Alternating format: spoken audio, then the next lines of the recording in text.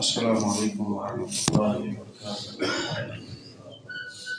إن الحمد لله نحمده ونستعينه ونستغفره ونعوذ بالله من شرور أنفسنا ومن سيئات أعمالنا، من يهده الله فلا مضل له ومن يضلله فلا هادي له، أشهد أن لا إله إلا الله وحده لا شريك له، وأشهد أن محمدا عبده ورسوله، أما بعد فإن خير الحديث كتاب الله، وخير الهدي هدي محمد صلى الله عليه وسلم، وشر الأمور محدثاتها، وكل محدثة بدعة، وكل بدعة ضلالة، وكل ضلالة في النار۔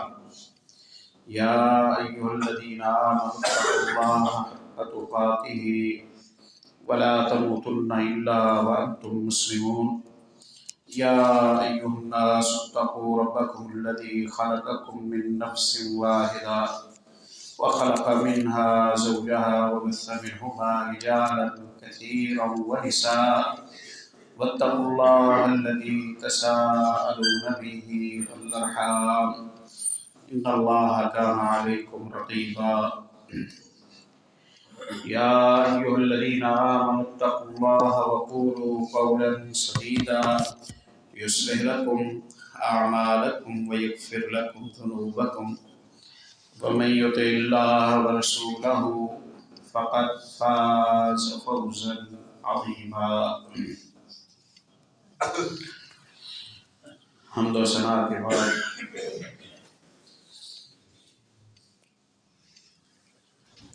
دلوں کو قوت میں اور صحت میں اور سلامتی میں رکھنے کے لیے جیسے ہمیں جسمانی خوراک کی ضرورت ہے، ویسے دلوں کی تازگی کے لیے ہمیں اللہ پاک کے ذکر کے ساتھ اپنی زبان کو تر رکھنے کی ضرورت ہے۔ جو شخص اپنے معمول میں اللہ تعالیٰ کا ذکر کرتا رہتا ہے، اللہ کی پاکی بیان کرتا رہتا ہے، قرآن پاک کی تلاوت کرتا ہے، اللہ سے دعائیں کرتا رہتا ہے، ایسا شخص سخت دل نہیں ہوتا۔ ایسا شخص متکبر نہیں رہ سکتا۔ ایسا شخص گناہوں پر اڑ نہیں سکتا۔ جب پیارے بھائیوں ہم دعائیں کر رہے ہوتے ہیں یا اللہ کی پاکی بیان کر رہے ہوتے ہیں تو ہم اپنی فقیری اور کمزوری کا اعتراف کر رہے ہوتے ہیں، اور اللہ کی بڑائی اور عظمت کو ہم تسلیم کر رہے ہوتے ہیں۔ ہم مسلسل اللہ کی عظمت کو، اللہ کی بڑائی کو، اللہ کی کبریائی کو تسلیم کر رہے ہوں، پھر ہم بڑے بول بول رہے، ایسا نہیں ہوگا۔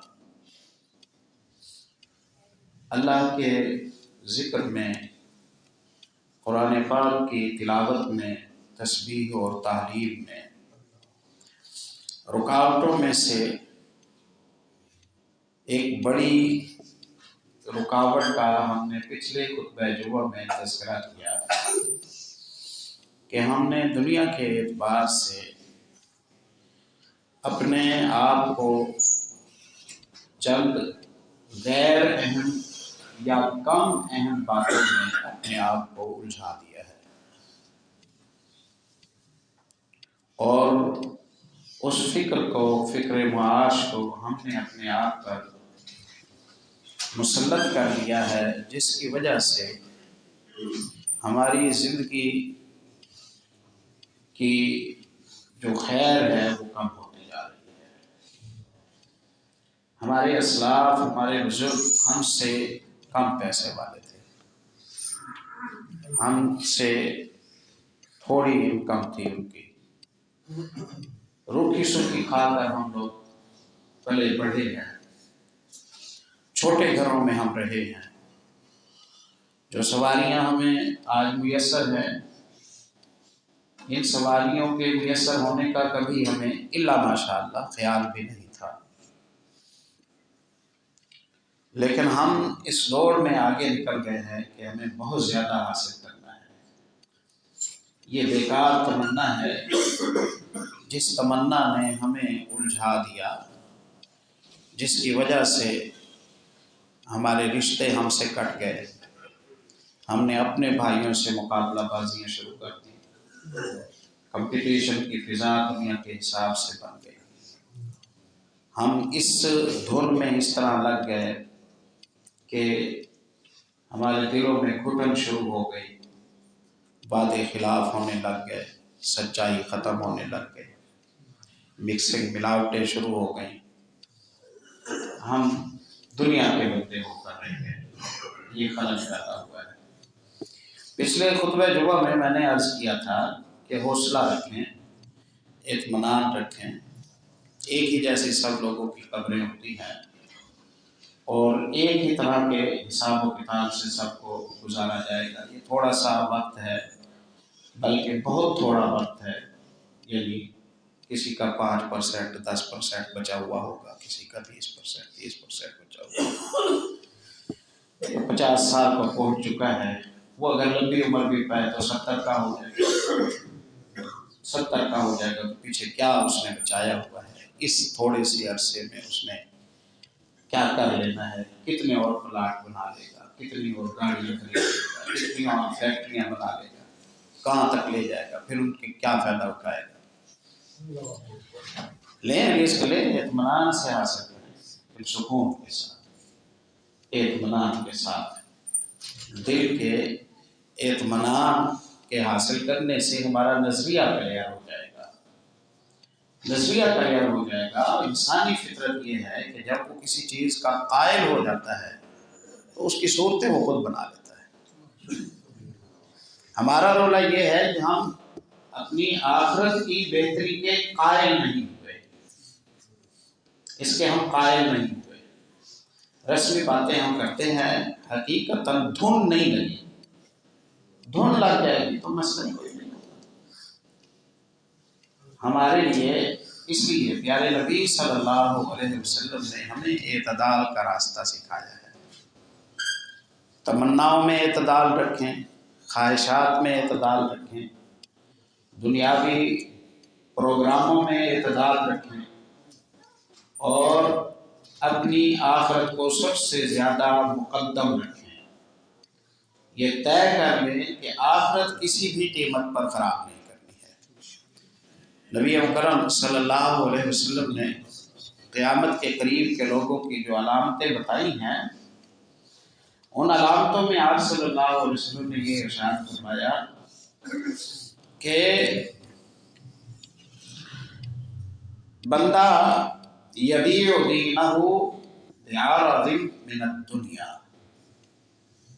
बंदा अपने दीन को दुनियावी मफादात के लिए बेचने पर आमादा हो जाएगा।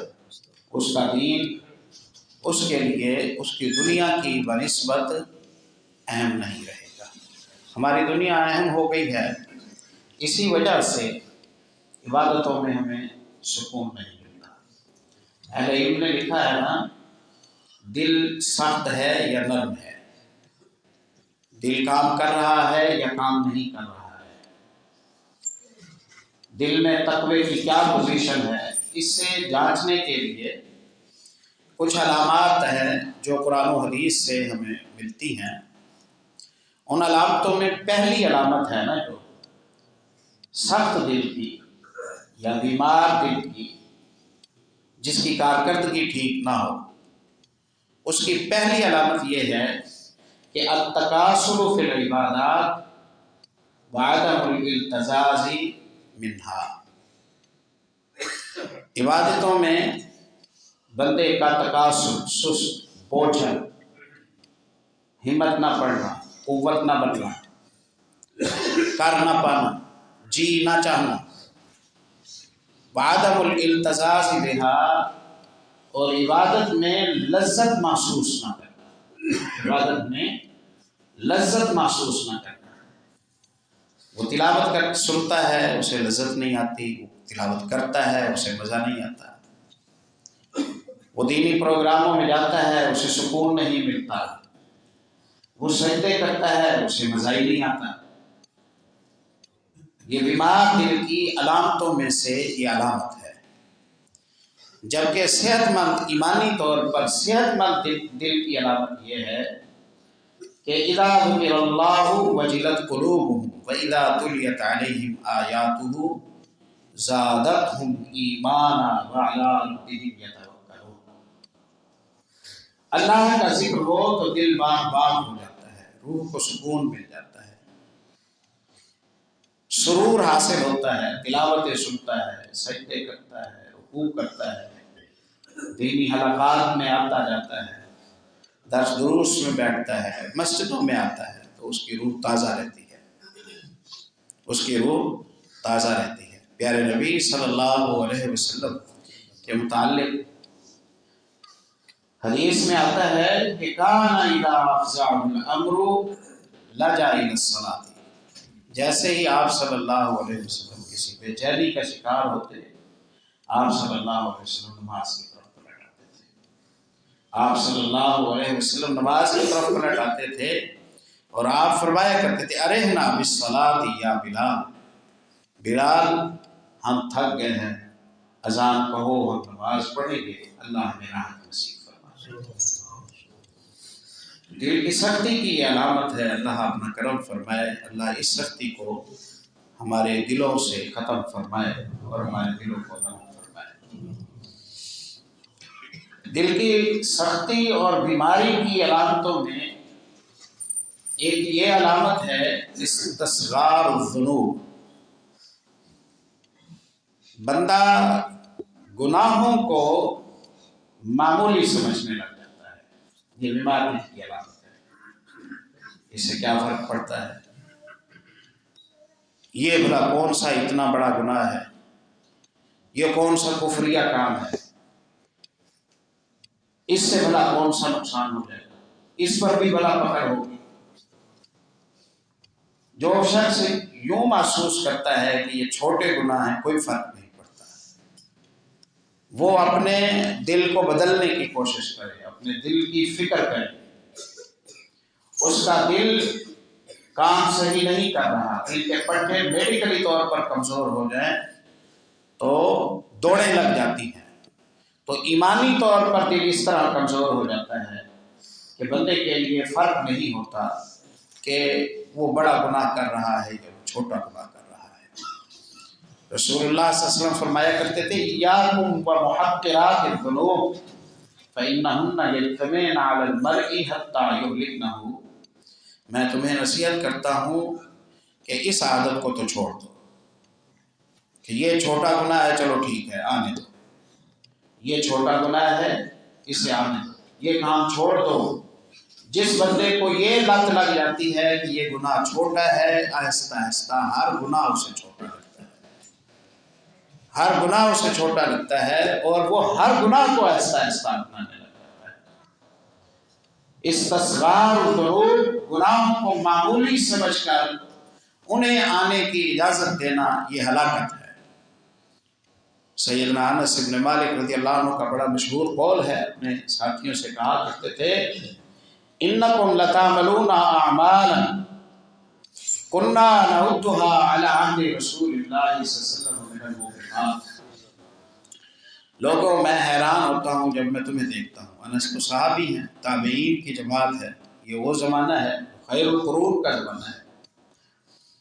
انکم لتعملون اعمالا، میں تمہیں ایسے ایسے کام کرتا دیکھتا ہوں، کنا نعدها علی عہد رسول اللہ صلی اللہ علیہ وسلم من الموبقات، رسول اللہ صلی اللہ علیہ وسلم کے زمانے میں ہم ان کاموں کو کرنا اپنے لیے ہلاکت کا سبب سمجھتے تھے، اور تم اتنے سکون سے وہ کام کر جاتے ہو، گویا ایک بال کی حیثیت بھی نہیں ہے، گویا ایک اس معاملے کی ایک بال کی حیثیت بھی نہیں ہے۔ امام احمد ابن حنبل رحمۃ اللہ علیہ نے حدیث لکھی نا کہ کبھی ایسا ہوتا ہے کہ انسان اپنی زبان سے کوئی کلمہ کفر کہتا ہے، محاورے کفریہ بنے ہوئے ہیں ہمارے یہاں ضرب الامثال کفریہ بنی ہوئی ہیں، ہم وہ باتیں اپنی زبانوں سے نکالتے ہیں کہ اللہ کی پناہ ہمیں اندازہ ہی نہیں ہوتا کہ کتنے بڑے جرم کی باتیں ہیں۔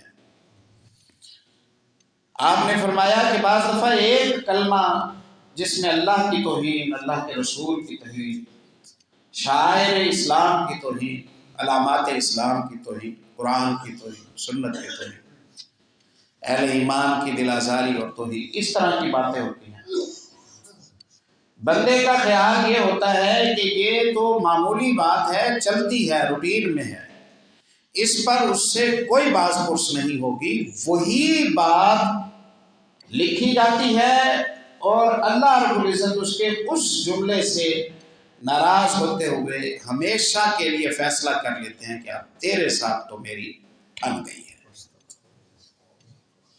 اللہ اپنا غصہ لکھ دیتا ہے قیامت تک کے لیے کہ اب میں اس سے راضی نہیں ہوں گا۔ مثلا آپ کا ملازم آتا ہے، سلام کرتا ہے، پھر آتا ہے، سلام کرتا ہے، آپ دفتر میں بیٹھنے آنے والا سلام کرتا ہے، سلام کرتا ہے، آپ تھک جاتے ہیں۔ سلام نہیں، کام کی بات ہے، اب اسے پتہ ہی نہیں ہے لیکن یہ کفریہ کلمہ ہے۔ کام کی بات کر، انشاءاللہ نہیں، کرنا ہے یہ کام۔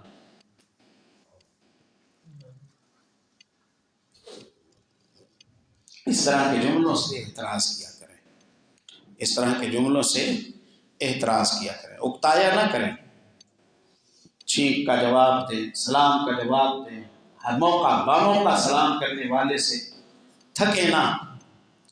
اپنی زندگی کے معمولات میں سبحان اللہ، ماشاء اللہ، الحمدللہ یہ کہتے ہوئے نہ گھبرایا کترایا کریں۔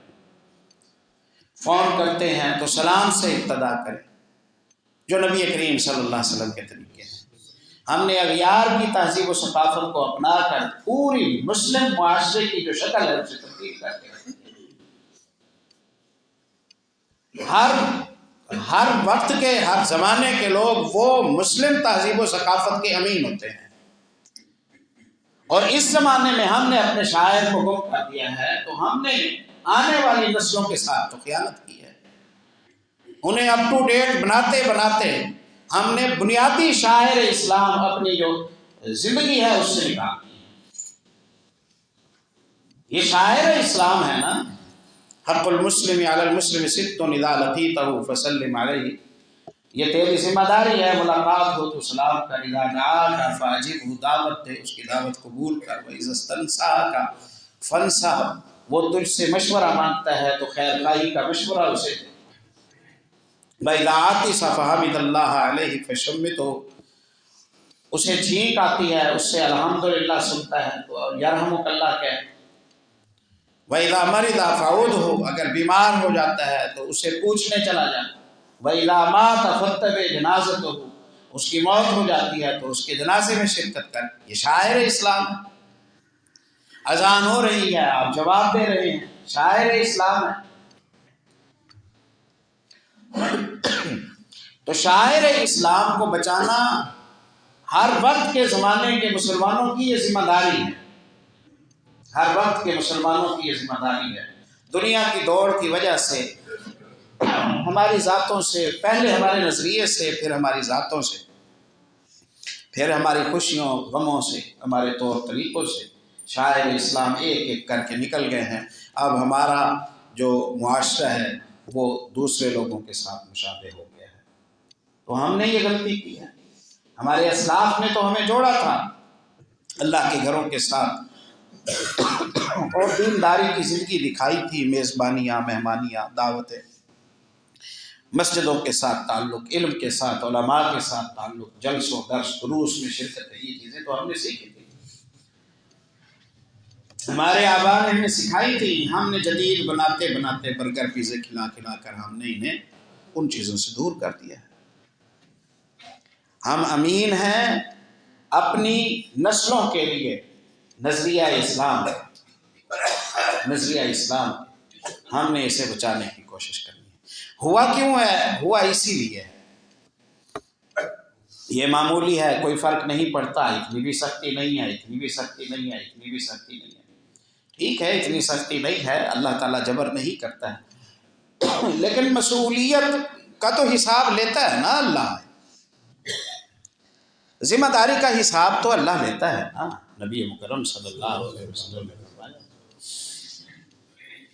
یہ جس قوم کے لوگ نیکی کی سفارت چھوڑ دیتے ہیں، اپنی دینی تربیت کی ذمہ داریاں چھوڑ دیتے ہیں، اپنے گھروں پر حساس نظریں، ذمہ دار نظریں نہیں رکھتے، اپنی اولادوں کو تربیتوں کی راہ نہیں دیتے، امر بالمعروف اور نہی عن المنکر سے خالی ہو جاتے ہیں، بے فکر ہو جاتے ہیں، دین ملے یا نہ ملے کیا فرق پڑتا ہے۔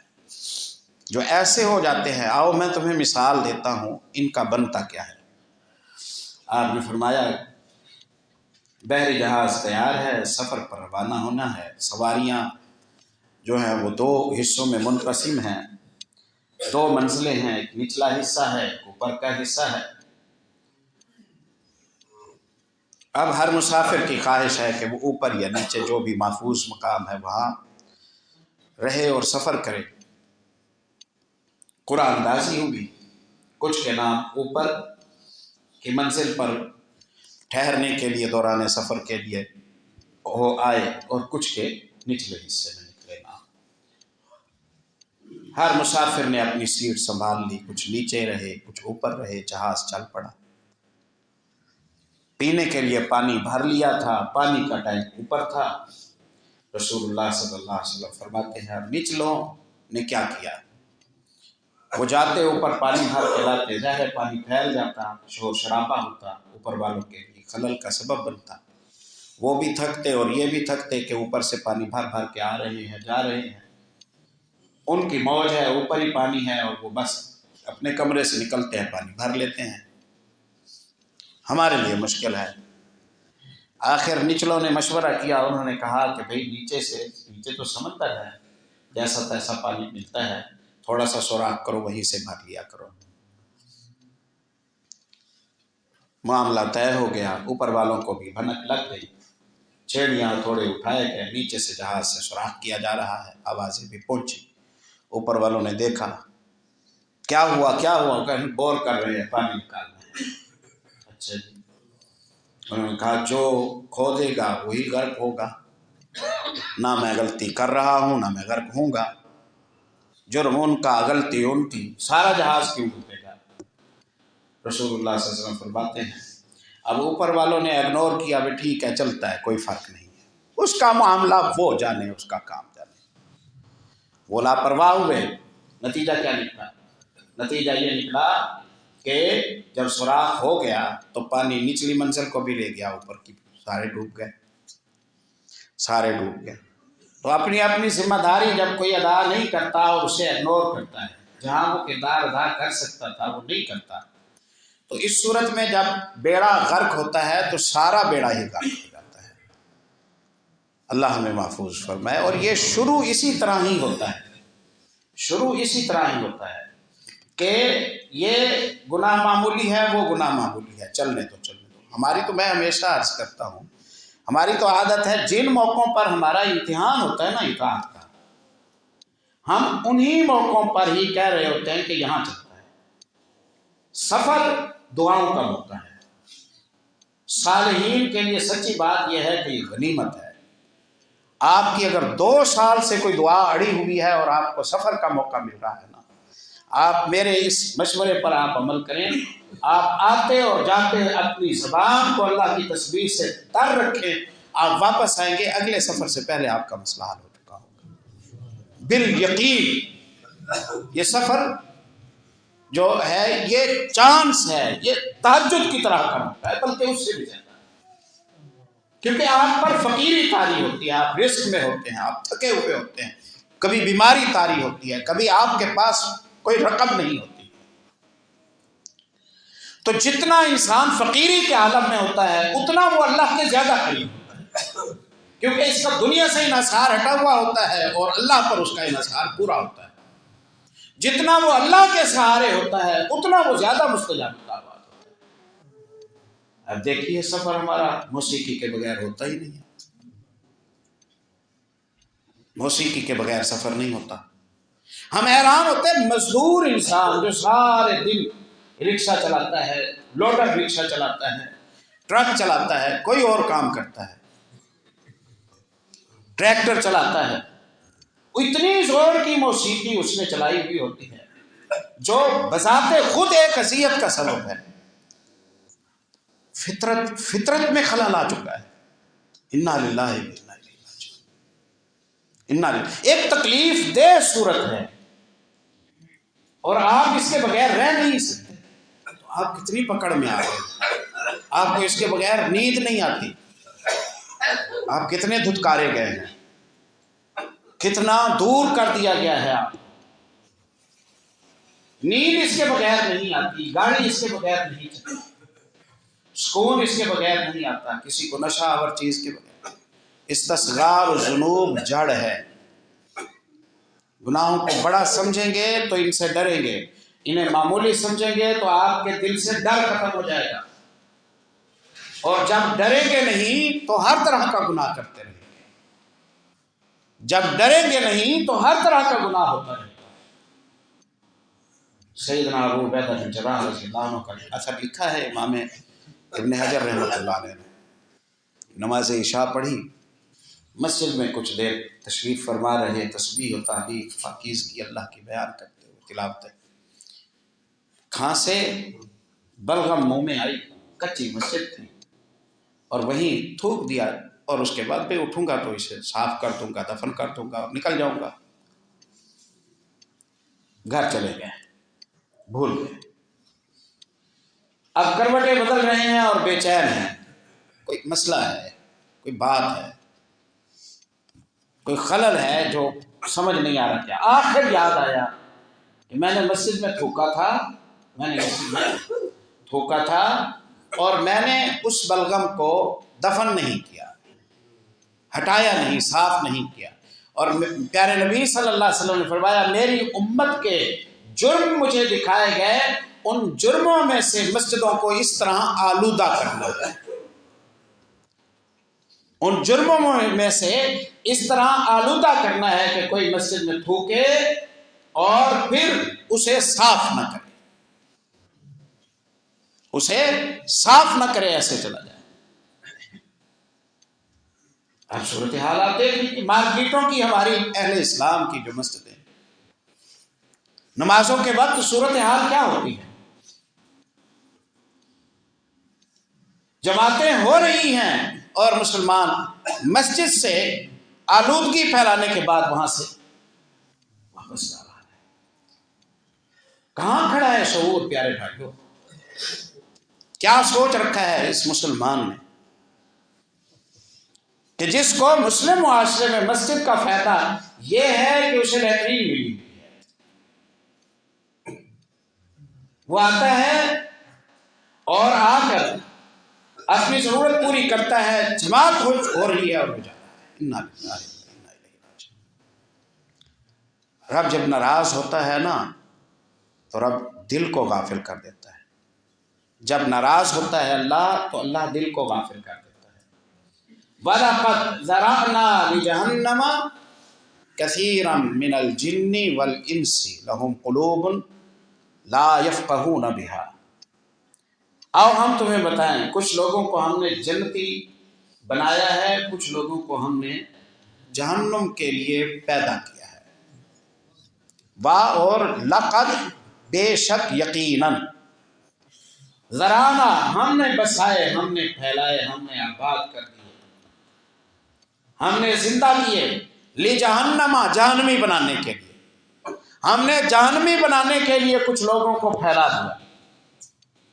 کثیرم من الجن والانس، بہت سارے انسانوں کو ہم نے اس لیے بنایا تاکہ جہنمی بن سکے، بہت سارے جنوں کو ہم نے اس لیے بنایا تاکہ جہنمی بن سکے۔ ان کی کیا پہچان ہے؟ لہم قلوب لا یفقہون بہا، دل ہیں، ہارٹ بیٹ ٹھیک ہے، دھڑکتے صحیح ہیں، بلڈ پریشر برابر ہے، صحت مند ہے، لا یفقہون بہا، دلوں میں شعور نہیں ہے. یہ مقصدیت ہی چھوٹ جانا یہ پکڑ کی خوفناک علامت ہے. اللہ ہمیں محفوظ فرمائے. بامقصد رہیں، بامقصد رہیں، اپنا ٹارگٹ مقرر کریں. آخرت میں اپنا کیا نام رکھوانا چاہتے ہیں، کس طرح کا حساب چاہتے ہیں، قبر میں کس طرح کا بچھونا چاہتے ہیں، ملک الموت کو کس شکل میں دیکھنا چاہتے ہیں، روح کا قبض ہونا آپ کی کیا تمنا ہے، کیسے ہو.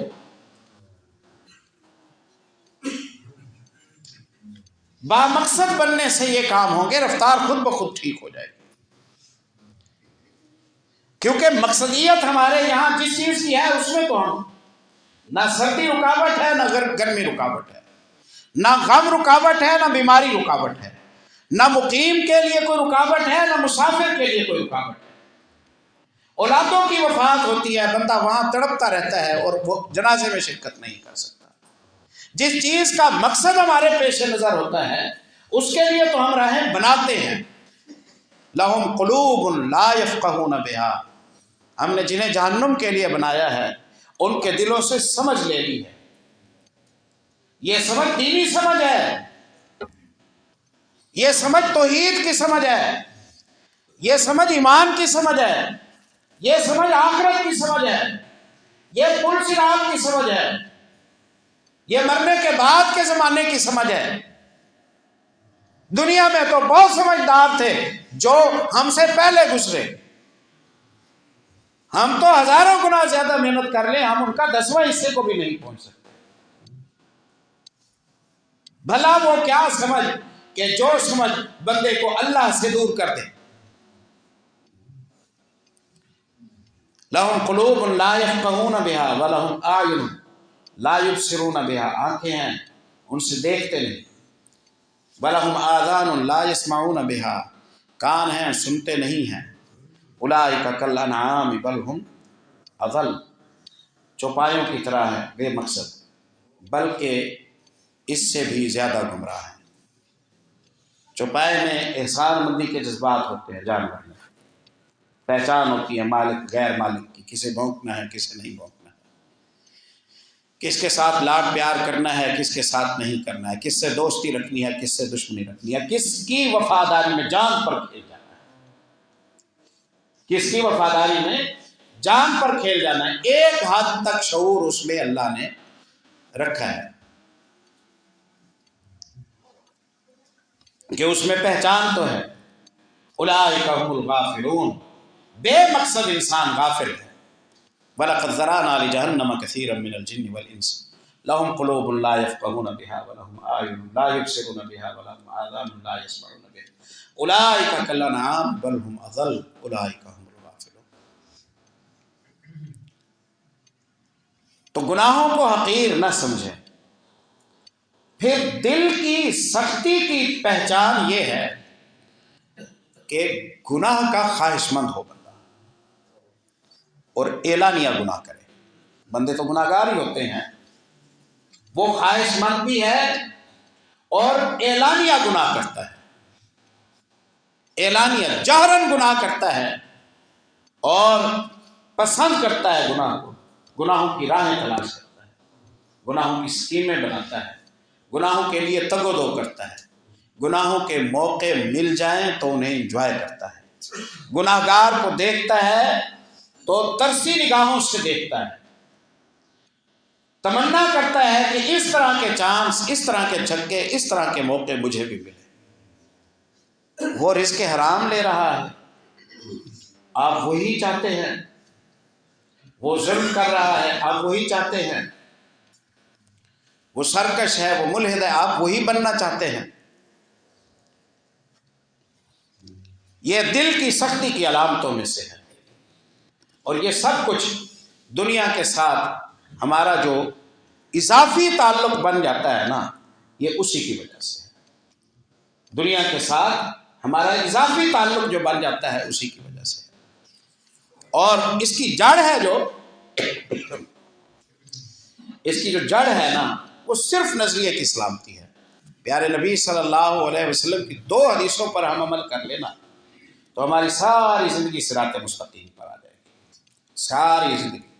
اللہ کے حقوق میں ارکان اسلام پورے ہوں اور بندوں کے حقوق کی حفاظت کے لیے بندوں کے لیے دل پاک ہو، ہمدردی، خیر خواہی۔ الدین النصیحہ، آپ صلی اللہ علیہ وسلم نے فرمایا کہ دین سراسر خیر خواہی کا نام ہے۔ قلنا لمن، کس کے لیے، کس کے ہم خیر خواہ بنیں، کس کے لیے ہم خیر چاہیں؟ آپ نے فرمایا للہ، اللہ کے خیر خواہ رہو، ولی رسولہ ولی کتابہ، آخر تک آپ نے فرمایا ولی ائمۃ المسلمین وعامتہ۔ یہ ذہن بناؤ کہ اللہ کرے سب کو خیر مل جائے، یہ ذہن بناؤ کہ اللہ کرے سب کو خیر مل جائے، بس خیر کا ارادہ ہو تو سارے جرم جو معاشرتی طور پر ہم کرتے ہیں سارے ختم۔ میں کسی کی چغلی اس لیے کرتا ہوں کہ وہ مجھے ادنا لگتا ہے، میں اسے اپنے آپ کو اعلیٰ سمجھتا ہوں، اسے عیب دار سمجھتا ہوں، خود کو بے عیب سمجھتا ہوں، اس کو خطا پر سمجھتا ہوں، خود کو حق پر سمجھتا ہوں۔ اگر میں اس طرح نہیں سمجھوں گا تو میں چغلی غیبت نہیں کروں گا۔ میں تحقیر اسی لیے کرتا ہوں، میں آواز اسی لیے کستا ہوں کہ میں اپنے گھمنڈ کا شکار ہوں۔ اس لیے پیارے نبی صلی اللہ علیہ وسلم کی بخاری میں حدیث آتی ہے، سیدنا عبداللہ ابن عمرو ابن عاص رضی اللہ تعالیٰ عنہ کہتے ہیں ایک اعرابی آیا، اس نے رسول اللہ صلی اللہ علیہ وسلم سے پوچھا ای الناس افضل یا رسول اللہ، لوگوں میں سب سے زیادہ فضیلت والا کون ہے اللہ کے رسول؟ آپ صلی اللہ علیہ وسلم نے فرمایا کل مخموم القلب صدوق اللسان، مخموم القلب اور زبان کا جو سچا ہے وہ سب سے افضل ہے۔ اللہ کی زمین پر سب سے زیادہ فضیلت والا وہ بندہ ہے جو زبان کا سچا ہو اور مخموم القلب ہو۔ ساتھی نے کہا مخموم القلب کون ہوتا ہے؟ آپ نے 6 چیزیں گنوائیں۔ مخموم القلب جو سب سے افضل ہے، اس میں پہلی چیز آپ نے بتائی التقی، پرہیزگار، پرہیزگار، گناہوں سے پرہیز کرنے والا، نافرمانی سے پرہیز کرنے والا۔ النقی، با کردار ہے، کوئی کمپلین نہیں، نہ آواز کی، نہ حق کی، نہ عزت کی، نہ نگاہ کے چرانے کی، نہ خیانت کی، نہ رزق روٹی کی، نہ حصوں کے بٹوارے کی۔ ہوا تقی، پرہیزگار ہے، النقی، با کردار ہے۔ لا اثم فیہ، گناہوں کی طرف اس کا رجحان نہیں، لا بغی، ظالم نہیں ہے، ولا حسد، نہ اس میں حسد ہے، نہ اس میں حسد ہے، حسد نہیں، بغض نہیں، تقوی ہے، پرہیزگاری ہے، خیر خواہی ہے۔ یہ شخص اللہ کی زمین میں سب سے زیادہ فضیلت والا ہے۔ پیارے نبی صلی اللہ علیہ وسلم نے فرمایا ابعد الناس من اللہ القلب القاسی، اللہ کے نزدیک سب سے زیادہ اللہ سے دور وہ شخص ہے کہ جس کا دل سخت ہو گیا ہے، جس کا دل سخت ہو گیا ہے۔ دل کی سختی کو ختم کرنے کے لیے اپنی روٹین پر نظر ثانی کریں، روٹین پر نظر ثانی کریں۔ اپنے 24 گھنٹوں میں تسبیح و تحلیل کو کم از کم اتنا ٹائم دے کہ جو آپ کے دل کی خوراک ہو جائے، دل کی خوراک ہو جائے۔ 5 7 8 10 رکوع قرآن پاک کی تلاوت کے سنیں، اور جب سنیں تو پورے تدبر سے سنیں، غور سے سنیں۔ صبح کے اذکار باقاعدہ بیٹھ کر اطمینان کے ساتھ کرنے کی کوشش کریں، اور جو اس میں اللہ کی آپ پاکیاں بیان کر رہے ہیں سمجھ کر وہ تسبیحات اور وہ پاکیاں بیان کریں۔ اس کے لیے یہ جو آپ کے ذرائع ہیں آج کل کے سوشل میڈیا کے، ان سے دور رہنے کی کوشش کریں جس حد تک ہو سکے، جتنا ہو سکے ان سے دور رہنے کی کوشش کریں۔ آج سب سے زیادہ پڑھی جانے والی جو کتاب ہے وہ موبائل کی ہے، اور ان سے پہلے، ان کے آنے سے پہلے سب سے زیادہ پڑھی جانے والی کتاب اللہ کا قرآن۔ اب مسلمانوں میں، غیر مسلموں، سب سے زیادہ پڑھی جانے والی کتاب یہ ہے۔ بیمار تیماردار کے پاس بیٹھا ہے، بیمار نے اپنا اٹھایا ہوا ہے، اس نے اپنا اٹھایا ہوا ہے۔ ہمارے رابطے کا جو سلسلہ تھا نا، وہ رابطوں کے ٹوٹنے کی صورت بن گیا ہے۔ اس کو جو مسلط ہو گیا ہے، اسے ضرورت تک رکھیں، اسے چھوڑ دیں۔ اور تاریخ انسانی کے سب سے کمزور لوگ، ایک میں نے پچھلے دنوں پڑھا، ایک صاحب کا مضمون پڑھا، اس میں انہوں نے لکھا کہ تاریخ انسانی کی فزیکلی طور پر سب سے کمزور جو نسل ہے وہ 2000 سے لے کر 2023 تک کی جو آج جوان ہو چکی ہے، یہ فزیکلی طور پر سب سے زیادہ کمزور ہے، اور سب سے زیادہ ٹیکنالوجی ان کے پاس ہے، وسائل ان کے پاس ہیں، جسمانی طور پر کمزور ہیں۔ یہ 2 کلومیٹر چلنے کے قابل نہیں ہے، یہ بھوک پر اور اپنی لذتوں پر کنٹرول کرنے کے قابل نہیں ہے، حوصلے ان میں نہیں ہے، کم ہمت ہے ان میں، برداشت ختم ہو گئی ہے۔ کوئی اس کے ساتھ تربیت اسی سے ہم حاصل کرتے جا رہے ہیں، غیر محسوس انداز سے۔ اس سے تھوڑی سی جان چھوڑیں، اس سے پیچھے ہٹیں، جس حد تک ممکن ہو کہ اس مسلط ہے۔ میں کہہ رہا ہوں میرے پاس بھی ہے، آپ کے پاس بھی ہے، اللہ تعالیٰ سب کو معاف فرمائے، لیکن اسے محدود کریں جتنا ہو سکتا ہے۔ اسے آپ نے پیارے بھائیو اس سے محدود کر لیا نا، آپ کے سونے جاگنے اور آرام کی اور خوراک کی روٹین ٹھیک ہو جائے گی، آپ کی صلہ رحمی کی روٹین ٹھیک ہو جائے گی، بیماروں کی تیمارداری ٹھیک ہو جائے گی، جنازوں میں شرکت ٹھیک ہو جائے گی، خوشی و غموں میں جانا آنا سب ٹھیک ہو جائے گا۔ عشاء سے لے کر سونے تک کیا مصروفیت ہے؟ اب اگر اسے میں دور کر دیتا ہوں تو عشاء کے بعد میرے جاگنے کا جواز ہی نہیں، اور یہ میرے پاس ہے تو کوئی بعید نہیں ہے، شاید ہماری قوم کا آدھا حصہ تہجد کے وقت ہوتا ہے۔ اب بتائیے کارکردگی کہاں ہوگی؟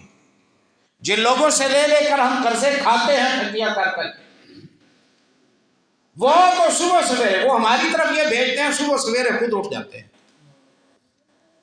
اب مسلمان سوئے گا 2 بجے تو تہجد کا پاکیزہ وقت، فجر کی نماز کا پاکیزہ وقت ختم، اذکار رہ جائیں گے، دعائیں رہ جائیں گی، تلاوت رہ جائے گی، سکون و سکینت رہ جائے گی۔ اس سے آپ جتنا کنارہ کش ہوں گے، آپ کی زندگی میں اتنا اطمینان اور سکون اور برکتیں بھر جائیں۔ اس پر نظر ثانی کریں، کہاں تک آپ اسے کنٹرول کر سکتے ہیں، کتنا آپ اسے اپنے آپ سے دور کر سکتے ہیں، کتنی کم سے کم اس کے استعمال کی صورت ہو سکتی ہے۔ یہ بڑی رکاوٹ ہے۔ اب جب یہ رکاوٹ ختم ہوگی تو آپ کے پاس اتنا ٹائم ہوگا تسبیح کا، تعلیل کا، آپ کے پاس اللہ کی کبریائی کا، تلاوتوں کا، رشتوں کو جوڑنے کا اتنا ٹائم ہوگا کہ آپ حیران ہو جائیں، کروں تو کیا کروں؟ اسے دور کریں۔ پیارے نبی صلی اللہ علیہ وسلم کو قیل اور قال پسند نہیں تھا، اس میں قیل اور قال ہے۔ قیل کہا گیا ہے، فلاں کا بیان آیا ہے، اس نے یہ کہا، تمہیں پتہ ہے یہ خبر ہے، وہ خبر ہے، وہ مجھے پتا اگر قیامت تک بھی نہ چلے تو مجھے کوئی فائدہ نہیں، کوئی اس سے نقصان نہیں۔ یہ معلومات ہے نا، جو ان معلومات میں ہماری آخرت کی بہتری اکثر نہیں ہے، اکثر ہماری آخرت کی بہتری کا تعلق نہیں ہے ان معلومات میں، یہ جو انفارمیشن میں یہاں ہے۔ اور ایسے علم سے پناہ مانگی ہے رسول اللہ صلی اللہ علیہ وسلم نے جو نفع بخش نہیں، جو نفع بخش نہیں ہے۔ تو جاگتے ہوئے بس ہر وقت بستر پر بیٹھے بندہ اسی کو اٹھاتا ہے، اور سوتے ہوئے آپ اس کے ہاتھ سے ہی گرتا ہے تو گھر والے اٹھا کر سائڈ پر رکھ دیتے ہیں، تو مسلط ہو گیا نا۔ اس طرح اگر کچھ عرصہ اور ہم نے گزار دیا، ہم ناکارہ ہو جائیں، ہم رشتوں کو بھول جائیں گے، ہم روایات کو بھول جائیں گے، ہم تہذیب و ثقافت کو بھول جائیں گے، اخلاقیات ہمارے ہاتھوں سے چھوٹ نہ جائیں کہیں۔ خطرناک یہ چیز ہے، اس لیے اسے محدود کرنے کی کوشش کریں۔ جیسے ہی یہ محدود ہوگا، پھر روٹین سونے اور جاگنے کی ٹھیک کر لیں. کوریہ الیہ قیل وقال وکثرت السؤال، فضول سوالات نبی صلی اللہ علیہ وسلم ناپسند کرتے تھے. معاویہ رضی اللہ عنہ نے لکھا نا مغیرہ بن شعبہ کو کچھ حدیث لکھ کے بھیجو، انہوں نے یہ لکھ کے دی. نبی صلی اللہ علیہ وسلم نمازوں کے بعد دعا کیا کرتے تھے اللہم لا مانع لما اعطیت ولا معطی لما منعت ولا ينفع ذا الجد منک الجد. اور آپ صلی اللہ علیہ وسلم کو فضول باتیں پسند نہیں تھی. قیلا کہا گیا ہے، قالا اس نے بیان دیا ہے، وکثرت السؤال فضول سوالات، واضاعۃ المال مال کو ضائع کرنا، ان چیزوں کو ناپسند کرتے تھے نبی صلی اللہ علیہ وسلم، ان چیزوں کو ناپسند کرتے تھے. آپ کو عشاء سے پہلے سو جانا اور عشاء کے بعد فضول باتیں کرنا آپ صلی اللہ علیہ وسلم کو یہ پسند. بن پائے تو عشاء پڑھیے، عشاء پڑھنے کے بعد اپنے ضروری معاملات سے فارغ ہو کر بس آپ کی یہ روٹین ٹھیک ہوگی تو آپ کی زندگی میں اتنا سارا ٹائم ہوگا جو آپ تلاوت کے لیے، اذکار کے لیے، دیگر کاموں کے لیے پا سکیں گے. اور یہ چیز مسلط ہوئی تو پھر آپ بنیادی مجبوریاں بھی ہیں نا جو انہیں بھی اگنور کرتے جائیں گے، نتیجتاً دینداری میں خلل آ جائے گا. یہی کچھ ہمارے ساتھ ہوا ہے، جو کچھ کہا سنا ہے. اللہ سمجھنے کی عمل کرے.